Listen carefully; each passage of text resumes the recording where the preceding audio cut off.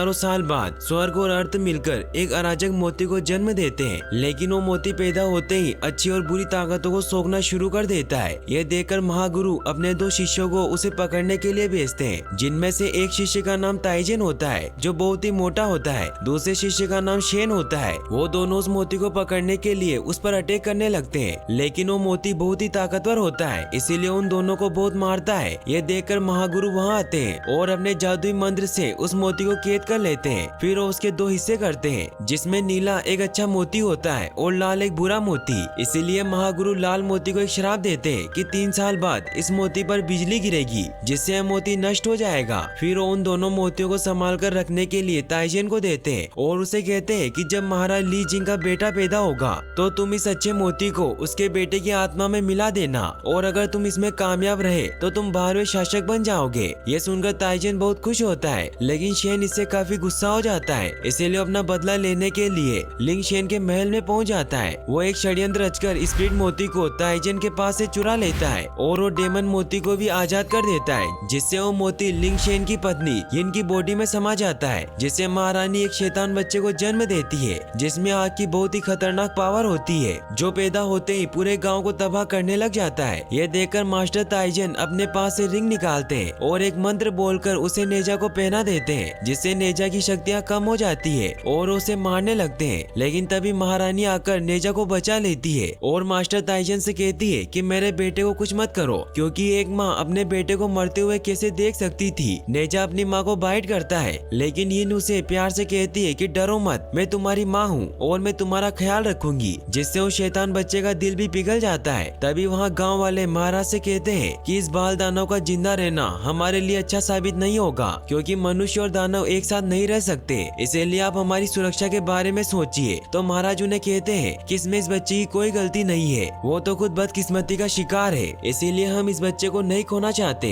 और मैं इस बात का ध्यान रखूंगा कि नेजा किसी को हानि न पहुंचाए, और अगर वो किसी का नुकसान करता है तो मैं उसकी भरपाई करूंगा। तो मास्टर ताइजेन कहते हैं कि अगर हम उसे जिंदा भी छोड़ देते हैं तो भी वो 3 साल बाद मर जाएगा, क्योंकि महागुरु ने डेमन मोती पर श्राप दिया है कि 3 साल बाद उस पर बिजली गिरेगी। इससे रानी यिन बहुत परेशान हो जाती है। तो राजा कहते हैं कि मैं महागुरु से प्रार्थना करूंगा ताकि वो इस श्राप को हटा ले। वहीं हमें शेन को दिखाया जाता है जो उस स्प्लिट मोती को लेकर समुद्र की गहराइयों में जाता है, जहाँ सभी ड्रैगन कैद होते हैं। शेन उस मोती को ड्रैगन के राजा के अंडे में मिला देता है, जिससे बेहद ही शांत और ताकतवर बच्चे का जन्म होता है, जिसका नाम वो एओ बिंग रखते हैं। वो ड्रैगन शेन को कहता है कि तुम मेरे बेटे को ट्रेन करोगे, जिससे ये और भी ताकतवर हो जाए ताकि हम इस पूरी दुनिया पर राज कर सके। वहीं हमें ताइजेन और राजा को दिखाया जाता है जो महागुरु से मिलने के लिए स्वर्ग जाते हैं, लेकिन वो महागुरु से नहीं मिल पाते क्योंकि वो बहुत बिजी थे। लेकिन वहाँ का द्वारपाल उन्हें बताता है कि स्वर्ग का दिया हुआ श्राप हटाया नहीं जा सकता।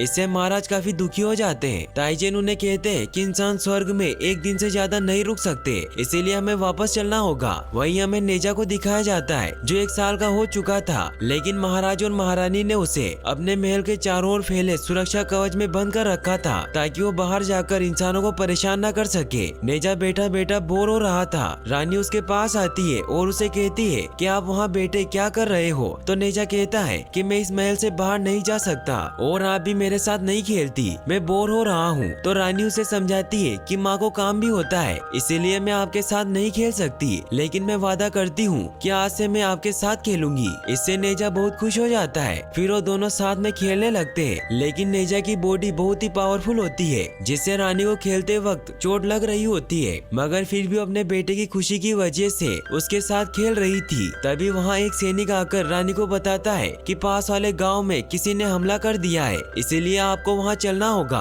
लेकिन इससे नेजा काफी उदास हो जाता है, मगर यिन उससे वादा करती है कि अगली बार हम और ज्यादा खेलेंगे। लेकिन नेजा उनकी बात नहीं सुनता और उदास हुआ ऊपर बैठ जाता है। रानी भी काफी उदास हो जाती है, लेकिन उन्हें वहाँ से जाना पड़ता है। वो अपने दोनों सैनिकों को कहकर जाती है कि तुम नेजा का ख्याल रखना और याद रखना कि वो यहाँ से बाहर न चला जाए। यह कहकर रानी वहाँ से चली जाती है। रानी के जाते ही नेजा वहाँ से बाहर निकलने के लिए उन दोनों सैनिकों को पत्थर मारने लगता है, लेकिन वो दोनों इस बात को समझ नहीं पाते और आपस में झगड़ने लग जाते हैं, जिससे मौका पाकर नेजा उस सुरक्षा कवच से बाहर निकल जाता है। नेजा जैसे ही गाँव में पहुँचता है तो सभी गाँव वाले उससे डरकर इधर उधर छिप जाते हैं, लेकिन नेजा उन सभी को ढूंढकर उन्हें परेशान करने लगता है, जिससे सभी लोग डरकर इधर उधर भागने लग जाते हैं। वहीं फिर हमें गाँव के बच्चों को दिखाया जाता है जो नेजा को डेमन समझते थे और हमेशा उसे परेशान करने के लिए ट्रैप बिछाते रहते थे। लेकिन नेजा आज वेश बदलकर उनके ग्रुप में शामिल हो जाता है, जिससे वो भी उसे अपना प्लान बता देते हैं कि जब नेजा पुल से जा रहा होगा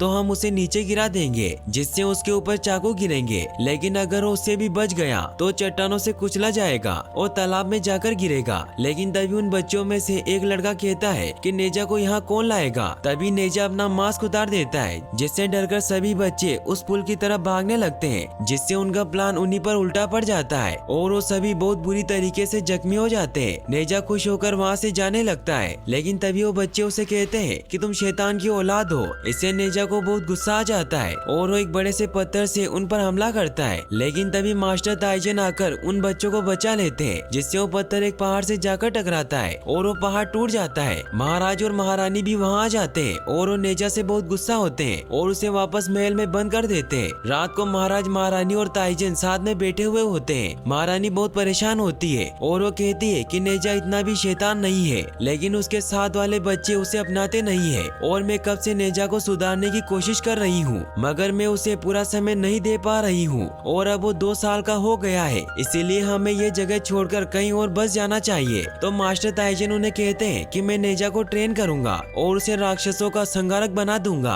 महाराज उसकी बात से सहमत हो जाते हैं। फिर अगले दिन जब नेजा महल में खेल रहा होता है तब उसे बगीचे में एक मैप दिखाई देता है और वो जैसे उसे टच करता है तो उसके अंदर चला जाता है, जिससे वो मैप में बनी बहुत ही खूबसूरत जादुई दुनिया में पहुंचता है, जिसकी खूबसूरती देखकर नेजा भी हैरान रह जाता है। मास्टर ताइजन भी वहीं होते हैं और उसे एक जादुई ब्रश दिखाकर कहते हैं कि इसकी मदद से तुम सब कुछ बदल सकते हो। फिर वो उस ब्रश की मदद से जादुई ट्रैक बनाकर दुनिया की सैर करने लग जाते हैं, जिससे नेजा को काफी मजा आता है। फिर ताइजन उसे कहते हैं कि मैं तुम्हें जादू सिखाऊंगा, तो नेजा उसकी बातों पर विश्वास नहीं करता क्योंकि उसे लगता था कि मास्टर को कुछ जादू नहीं आता, वो सिर्फ ब्रश की मदद से ही जादू कर सकते हैं। तो मास्टर उसे अपने जादू का नमूना दिखाते हैं, जिसमें वो इल्यूजन क्रिएट करते हैं, जिससे नेजा को ऐसा लगता है कि सब असली है, लेकिन असल में एक जलावा होता है। लेकिन नेजा इससे काफी खुश होता है और वो मास्टर को जादू सिखाने को कहता है। तो ताइजन उसे कहते हैं कि तुम्हें इसे सीखने के लिए बहुत मेहनत करनी होगी। फिर वो उसके कान में एक मंत्र बोलते हैं। नेजा उस मंत्र की मदद से इल्यूजन क्रिएट करने लगता है, लेकिन उससे नहीं होता।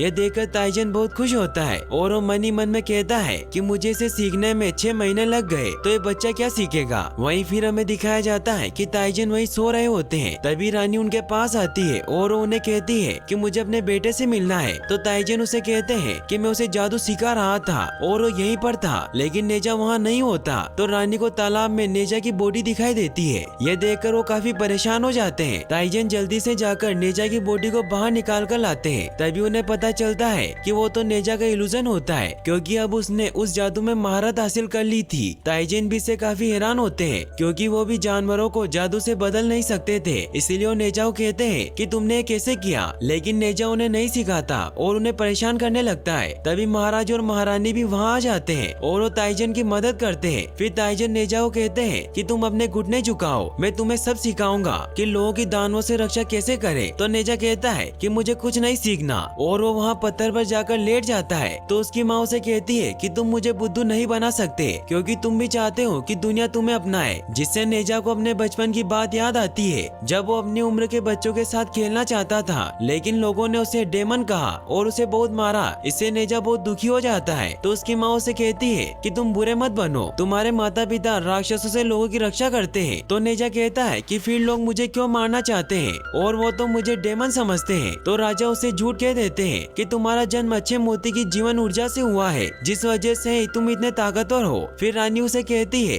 कि लोग बुरे नहीं है, लेकिन वो तुम्हें तब तक नहीं अपनाएंगे जब तक तुम बुराई का अंत करने में उनकी मदद ना करो। फिर हमें दिखाया जाता है कि नेजा कुछ ही महीनों में बहुत ही शक्तिशाली हो जाता है और वो दुश्मनों को खत्म करने लगता है। लेकिन फिर हमें पता चलता है कि ताइजन मैजिक ब्रश की मदद से नेजा को ट्रेन कर रहे थे। फिर वो उसे यह सब फास्ट फॉरवर्ड करके बताते हैं कि तुमने शैतानों का अंत तो किया, लेकिन इसमें तुमने बहुत से मासूम लोगों की जान ले ली। तो नेजा कहता है कि असली नहीं है। तो राजा कहते हैं कि इससे पता चलता है कि तुम में असीम ताकत है, लेकिन तुम उसका सही इस्तेमाल नहीं करना चाहते। इसीलिए वो मास्टर को उससे जादुई भाला वापस लेने को कहते हैं। तो नेजा भी मास्टर की जेब में वो भाला रख देता है, लेकिन वो वहाँ से जादुई ब्रश निकाल लेता है और वो वहाँ से निकल जाता है। वहीं हमें दिखाया जाता है कि एक राक्षस समुद्र से निकलकर एक घर की तरफ आता है और वो वहाँ एक कुत्ते को खाने लगता है। लेकिन तभी नेजा वहाँ पहुँच जाता है और उस राक्षस को कहता है कि इस कुत्ते को छोड़ दो, लेकिन वो उसकी नहीं सुनता। तो नेजा उसे बहुत मारता है, लेकिन फिर वो राक्षस पानी में चेंज होकर वहाँ से भागने लगता है। नेजा उसका पीछा करता है और आग